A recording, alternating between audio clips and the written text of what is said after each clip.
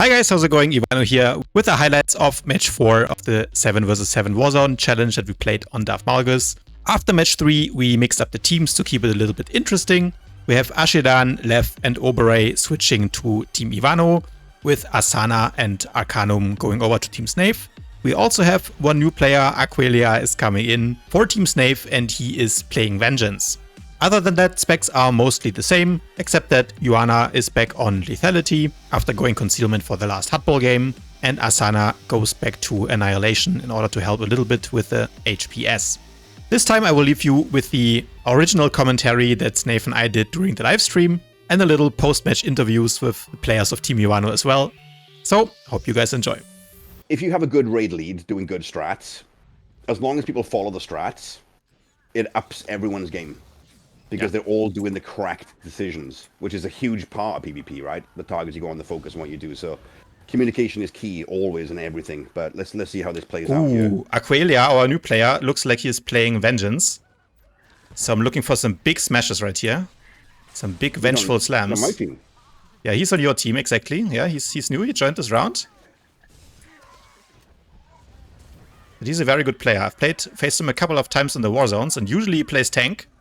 It's one of those players that you really don't want to have on the enemy team. But now he's on Vengeance, and it looks like he has a rough time. Yeah, someone said I know him, but I don't know who they are. It looks like Ashton is still the target of choice.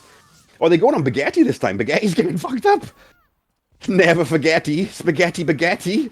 And he's down. Oh my god, they killed him. Yeah, on my team, I see only one target mark, and right now it's on the healer, on N.O.H.A. But he simply pops Reflect, and he's fine. Lev is just relentless on him. Yeah, Lev seems like a really annoying guy to have on you, to be honest. You're in from the best. I haven't seen him before, but... Lev! Oh, fucking predation. But N.O.H.A really vicious right now, he had a guard. Okay, uses the knockback.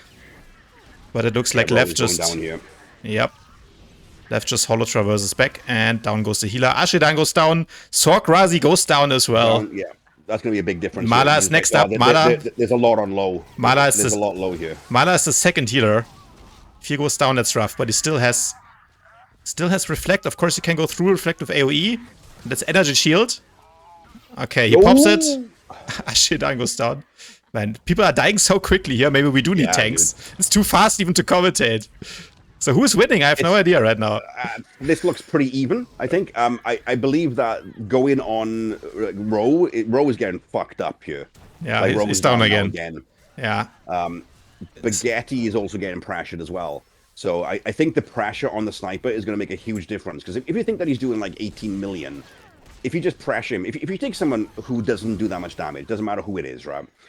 If they can mitigate his damage by 50% by pressuring them, then look at Spaghetti. Fucking hell. Look at Spaghetti. He's kiting to Narnia right now.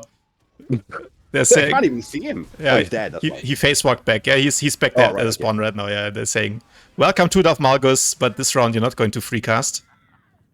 Well, this is the adjustments you love to see, right? He might not have had a name, but he's got one now. He's got a fucking mark on him because people are going to try and kill him. Yeah, but I mean, there's a reason that Virulent Sniper is S tier. It's one of those specs that even if you try to kill them, it takes a long time, right? They have 3 rolls, they have the face walk, they're a little bit tankier than the other sniper specs. Plus, of course, in this game, they have 2 dedicated healers, and it's just going to be hard to kill them. So, seeing that it's attacker round for Team Ivano here, Sorkrazi goes down again, and now looks like, looking at the ops frames, Ashedan is the next target. It's looking rough, not gonna lie, for my team. It's looking rough. Because they are attacker, they should be pressuring more here. Who's this jug? Yeah, this Ashton is getting farmed. Like it's fairly brutal. As soon as they pop out, they get pressured immediately. So, who they are now? Oberei. See, I would probably put Oberei as more of a priority as a healer and a Sork, and the guy who's most likely calling the shots on there. I think pressuring them can give you more of a gain than anything else. But at the moment, they're doing a fantastic job pushing them back here. Do you think Oberei is calling the shots while being a healer? I think that's a lot to do, to be honest. Like if you're focusing on the HP bars, on your own cooldowns, I would say that probably Serazi is calling the shots right now. Maybe they both are. I mean, hopefully everyone is communicating, right? It's just more that I know Oberei has a shit ton of experience in ranked. Yeah. Which, and you got to bear in mind, the amount of people who play the game now who have experience in ranked 8 is probably me and Oberei. That's probably the two last players who stuck around. So they just know how it's going to work.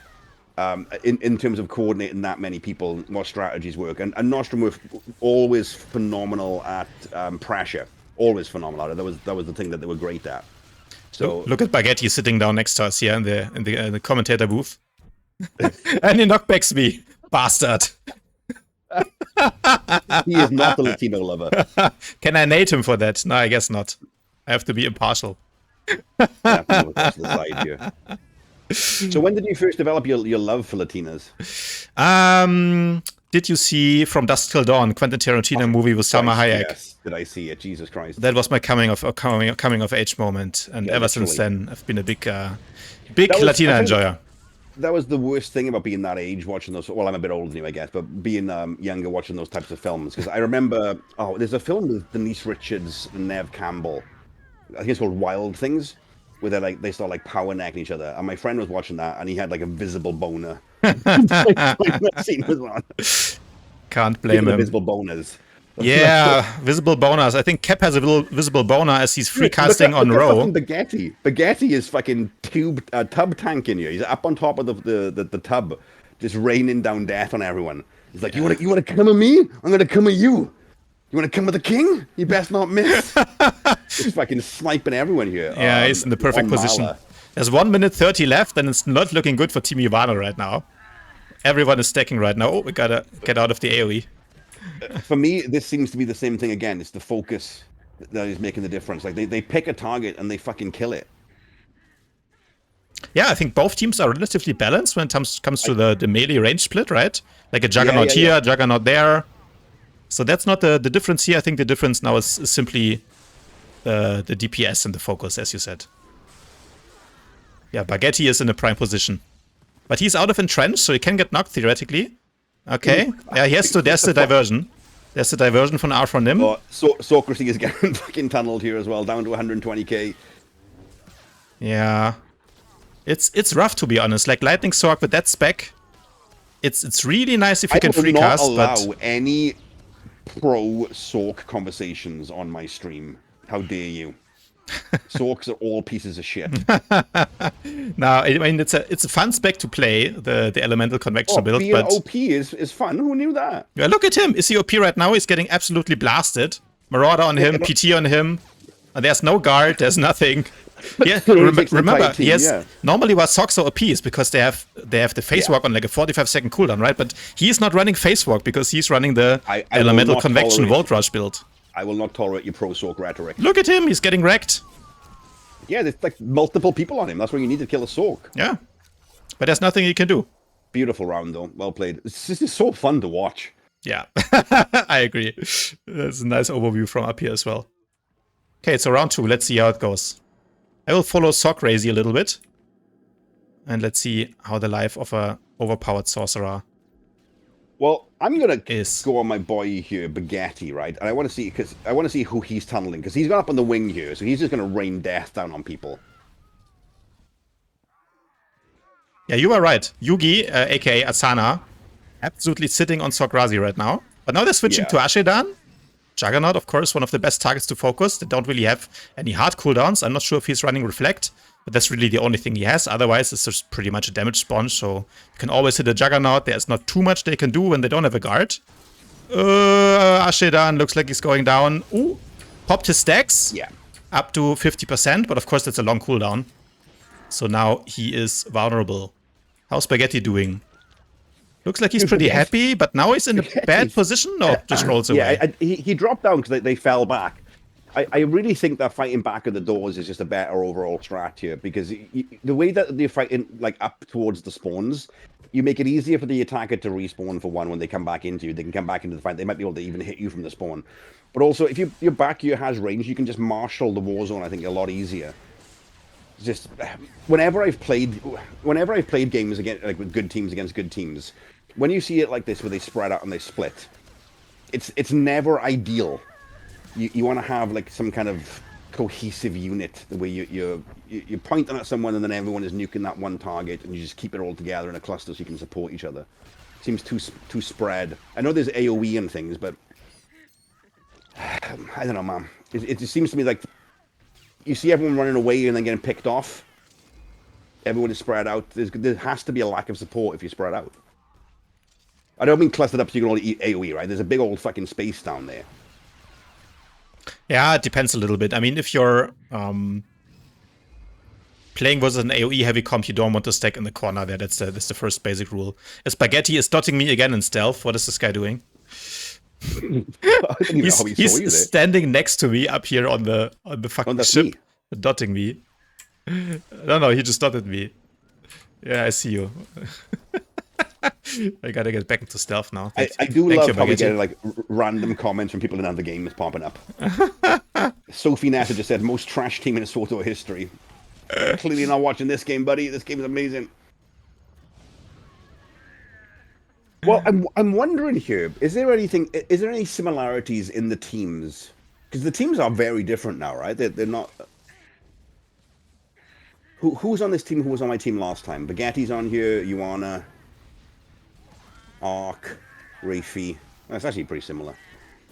Yeah, both teams won Marauder. Of course, the heals are quite split as well. Sage Sork versus... Yeah, Commando and Mercenary, so the heals are mirrored as well. Then there's the PT, Rafi, right? Still on your team. Yeah. And you have the dot operative, right? Ivano. I was wondering whether there would be any kind of like players who you could look at as being like the difference makers, the playmakers in the team, who's doing what to force the issue. Because Lev is like a fucking rabid dog on roll. Like he hasn't fucking stopped, man. Yeah. It's fucking just... Yeah, Row goes down again. Pumping his leg. I think Lev for me is almost like the unsung hero of the Warzone so far, or of this evening so far, because like he didn't top the DPS charts in any of the games, but he shut down so crazy. He was carrying the hardball games. So yeah, I'm positively surprised by concealment, or by his concealment, let's say.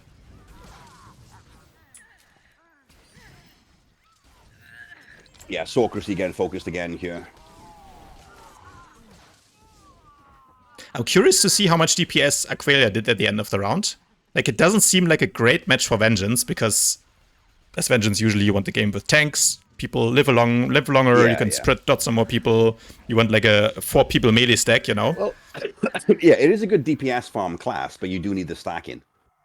Yeah, like you don't want a game like this where you have people moving all over the place, people getting knocked and pulled, you know, double heals and fucking snipers that are teleporting all over the place. Machine, dude, Jesus Christ. But Bagetti for sure is taking more damage than he was in the first game.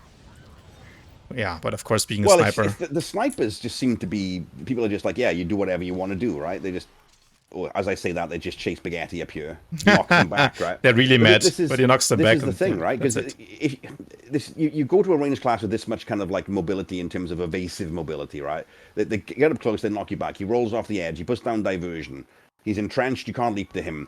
Caprint is now stuck on the wing trying to get a leap across to someone. You know, it fucks you for like 5-10 seconds, which is so fucking frustrating.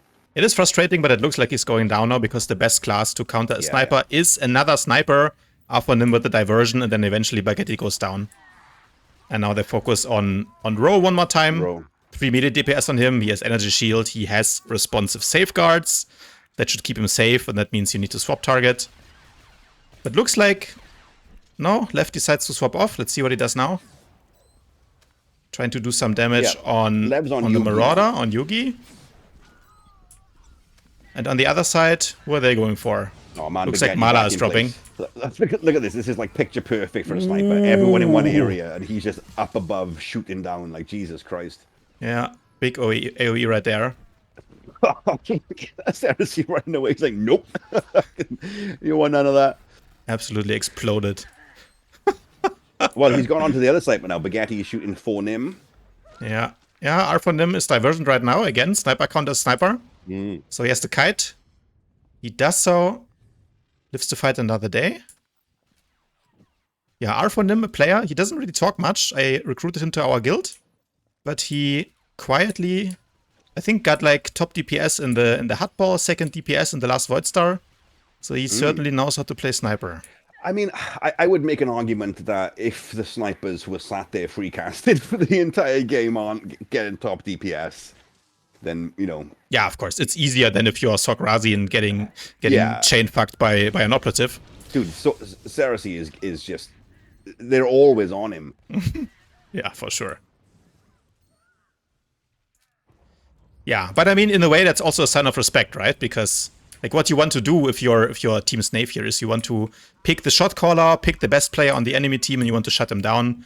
Because when you're focused on kiting, you're focused on surviving, then you're not gonna have the kind of mental bandwidth, let's say, to you know, focus on calling shots and kind of adjusting the strategies on the fly, right? If you're getting, I'm going to agree with you because tunnel. I always get focused, so that reinforces my ego. So thank you. Same here, same here. The most important thing if you're DPS players to have a good excuse if you're not TPS and ego. Yeah. Okay, that's round 2. GG. Let's see who won. Dude, I'm completing my quest here as well. Yeah, I got my weekly almost done. I love it. Victory again. All right, let's take a look at these fucking numbers. Look at Aqualia, the smasher got top DPS. I'm surprised. Yeah, but just under 16k. Yeah, it was a competitive match. Like no one was let to free cast here. 16. But here's the thing, right? When I talk about DPS, like Lev here is 9k, right? 9 million. He's the lowest DPS. Yeah, that's what I was saying. But he was very impactful again. Yeah, it's what I always call like down the pipe or down the bell end DPS. Like 9 million damage directly onto the tip of your cock is like more damage in the than 12 million spread across your body. Right? For sure. That's how it works with conk. Yeah. That's why focus is so important. Yeah. I'm wondering whether this is a prot thing again, to be honest with you, because my team again has 3 million protection. Yours has 2 million. Fair play to Ashton. That's a lot of fucking mitigation. Yeah. Ashton is the top off tank in this game. I mean, this round was pretty close actually. 31 kills to 24. I think was the closest match we had so far. Yeah, certainly good match. Yeah. Let's join the guys, I would say. I had a few times the possibility to chase him, but yeah, nah, not worth it. Ceracy, any comments after this great match? I mean, it was a good match. It was the closest so far, yeah. Probably the closest, yeah. Yeah, it was good. Well, I was just telling my team, like, I don't mind being the punching bag. We just need to have a punching bag on their team as well.